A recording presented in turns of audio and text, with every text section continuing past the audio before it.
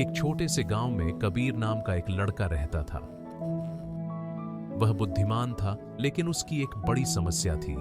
वह कभी ध्यान नहीं लगा पाता था।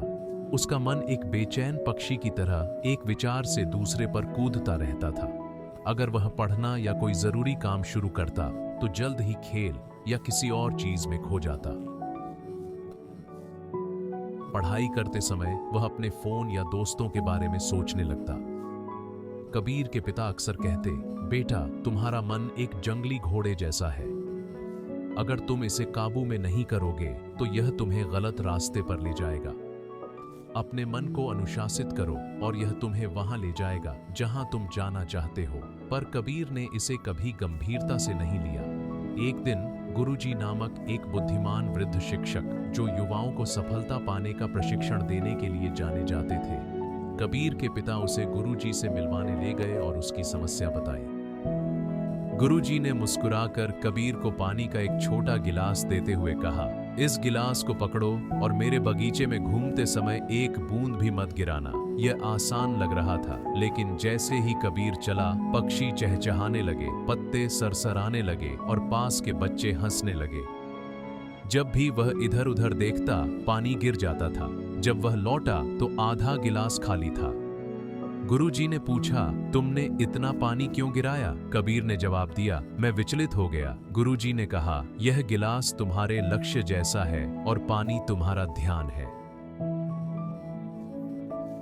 तुम्हारे आसपास के विकर्षण दुनिया के शोर की तरह है। अगर तुम अपने मन को अपने उद्देश्य पर केंद्रित रखने का अनुशासन नहीं रखोगे तो जानने से पहले ही सब कुछ खो दोगे। कबीर को आखिरकार समझ आ गया। उस दिन से उसने छोटी शुरुआत की। रोज एक ही समय पर उठना, फोन का इस्तेमाल सीमित करना और जो भी करता उसमें पूरा ध्यान लगाना।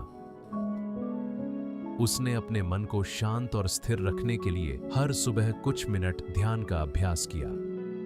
शुरू में यह मुश्किल था।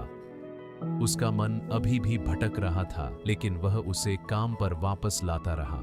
दिन हफ्तों में बदल गए और धीरे धीरे कबीर ने बदलाव महसूस किया। उसकी याददाश्त बेहतर हुई, उसके ग्रेड बढ़े। एक साल बाद एक बड़ी राष्ट्रीय प्रतियोगिता की घोषणा हुई। छात्रों को सीमित समय में जटिल समस्याएं हल करनी थीं। कबीर भी शामिल हुआ। सवाल मुश्किल थे और कई छात्र घबरा गए, पर कबीर शांत रहा। उसने एक एक सवाल पर ध्यान दिया, बिल्कुल वैसे ही जैसे गुरुजी ने पानी के गिलास से सिखाया था। जब नतीजे आए, कबीर विजेता घोषित हुआ। सभी ने उसका जयकारा किया और गुरुजी गर्व से मुस्कुराए। कबीर ने साबित कर दिया कि अनुशासित मन प्रतिभा, भाग्य या बुद्धि से भी ज्यादा मजबूत होता है। तब से कबीर अपने गांव में मन पर काबू पाने वाले लड़के के रूप में जाना जाने लगा।